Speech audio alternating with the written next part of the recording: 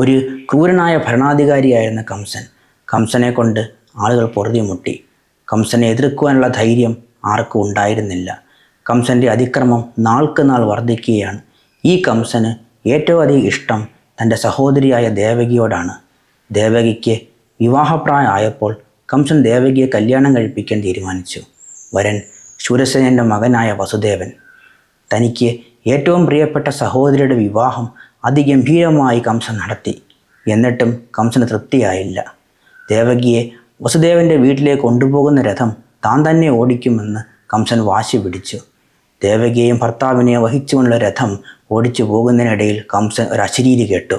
എന്താണെന്ന് വെച്ചാൽ ദേവകിയുടെ 8ാമത്തെ പുത്രനാണ് കംസനെ കൊല്ലുന്നതെന്ന്. ഇത് കേട്ട് നിയന്ത്രണം വിട്ട കംസൻ രഥം നിർത്തി ദേവകിയെ വധിക്കാൻ ശ്രമിച്ചു. അപ്പോൾ വസുദേവൻ കംസനോട് അപേക്ഷിച്ചു, ദേവകിയുടെ 8ാമത്തെ പുത്രനല്ലേ അങ്ങയെ വധിക്കുന്നത്? ദേവകിയല്ലല്ലോ. മാത്രമല്ല ദേവകി പ്രസവിക്കുന്ന കുഞ്ഞുങ്ങളെ കംസന് കൊടുക്കാമെന്നും കംസന് വാക്കുകൊടുത്തു. താൻ ഒരുപാട് സ്നേഹിച്ച ദേവകിയെ കൊല്ലാൻ കംസൻ അപ്പോൾ മനസ്സ് വന്നില്ല. ദേവകിക്ക് ആദ്യത്തെ കുഞ്ഞ് ജനിച്ചപ്പോൾ വസുദേവൻ വാക്ക് പാലിക്കാനായി കുഞ്ഞിനെ കംസൻ്റെ അടുക്കലേക്ക് കൊണ്ടുവന്നു. ആദ്യത്തെ കുഞ്ഞായതുകൊണ്ട് കംസൻ അതിനെ വളർത്താൻ തിരിച്ചു തരും എന്നാണ് വസുദേവൻ പ്രതീക്ഷിച്ചത്. ആദ്യം കുഞ്ഞിനെ കൊല്ലണ്ട എന്ന് കംസൻ തീരുമാനിച്ചെങ്കിലും പിന്നീട് തീരുമാനം മാറ്റി. ഇനി ഈ കുഞ്ഞ് തന്നെ കൊല്ലുമെന്ന ഭയത്താൽ കംസൻ ആ കുഞ്ഞിനെ വധിച്ചു. ദേവകി പ്രസവിച്ച 6 കുഞ്ഞുങ്ങളെയും കംസൻ വധിച്ചു. എന്നാൽ ദേവകിക്ക് 7ാമത്തെ കുഞ്ഞ് ആയപ്പോൾ നാരായണൻ്റെ ആജ്ഞയാൽ യോഗമായാദേവി അതിനെ നന്ദഗോപൻ്റെയും യശോദയുടെയും സംരക്ഷണത്തിൽ കഴിയുന്ന വസുദേവൻ്റെ മറ്റൊരു പത്നിയായ രോഹിണിയുടെ ഗർഭപാത്രത്തിലേക്ക് മാറ്റി. എന്നാൽ കംസനും മറ്റാളുകളും വിചാരിച്ചത് ദേവകിക്ക് 7ാമത്തെ കുഞ്ഞ് ജനിക്കുന്നതിന് മുമ്പ് നഷ്ടപ്പെട്ടു എന്നാണ്. അങ്ങനെ ഒടുവിൽ ദേവകി 8ാമതും ഗർഭിണിയായി. അതോടെ കംസൻ്റെ ഭയം വർദ്ധിച്ചു.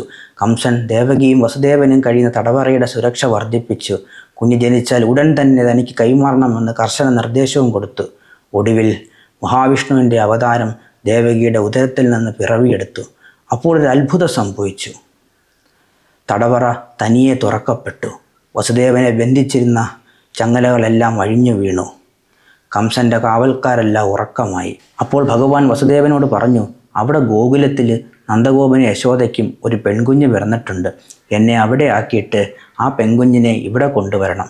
വസുദേവൻ തൻ്റെ കുഞ്ഞിനെ ഒരു കൊട്ടയ്ക്കകത്താക്കി തൻ്റെ തലയിൽ വെച്ചുകൊണ്ട് പോവുകയാണ്. കുഞ്ഞിന് മഴ നനയാതെ ഇരിക്കാൻ അനന്തൻ എന്ന സർപ്പം തൻ്റെ പത്തി വിടർത്തി കുടയായി അവരെ അനുഗമിക്കുകയാണ്. അങ്ങനെ അവർ യമുനാ നദിയുടെ തീരത്തെത്തി. കനത്ത മഴ മൂലം യമുനാ നദിയിലൂടെയുള്ള യാത്ര സാധ്യമായിരുന്നില്ല. എന്തു ചെയ്യണമെന്നറിയാതെ വസുദേവൻ വിഷമിച്ചപ്പോൾ യമുനാ നദി അവർക്ക് പോകാനുള്ള വഴിയൊരുക്കി. അങ്ങനെ വസുദേവൻ ഗോകുലത്തിൽ നന്ദഗോപൻ താമസിക്കുന്ന വീട്ടിലെത്തിയപ്പോൾ വീടിൻ്റെ വാതിലുകൾ തുറന്നു കിടക്കുകയാണ്. അദ്ദേഹം തൻ്റെ മകനെ യശോദയുടെ പെൺകുഞ്ഞിൻ്റെ സമീപത്ത് കിടത്തിയ ശേഷം ആ പെൺകുഞ്ഞിനെ എടുത്ത് തിരിച്ച് കാരാഗൃഹത്തിലെത്തി. വസുദേവൻ പ്രവേശിച്ച ഉടനെ കാരാഗൃഹത്തിൻ്റെ വാതിലുകൾ അടയുകയും വസുദേവനും ദേവകിയും വീണ്ടും ചങ്ങലകളാൽ ബന്ധിക്കപ്പെടുകയും ചെയ്തു. കാവൽക്കാരെല്ലാം ഉണർന്നു. കുഞ്ഞിൻ്റെ കരച്ചിൽ കേട്ട അവർ കംസനെ വിവരം അറിയിച്ചു. കംസൻ ഉടൻ തന്നെ കുഞ്ഞിനെ കൊല്ലാൻ ദേവകിയുടെ അടുത്തെത്തി. എന്നാൽ കുഞ്ഞ് പെണ്ണാണെന്ന് മനസ്സിലാക്കിയ കംസൻ ഞെട്ടിപ്പോയി. ഇത് ഒരു പെൺകുഞ്ഞാണ്, ഇതിനെ വെറുതെ വിടണമെന്ന് വസുദേവനും ദേവകിയും കംസനോട് അപേക്ഷിച്ചു.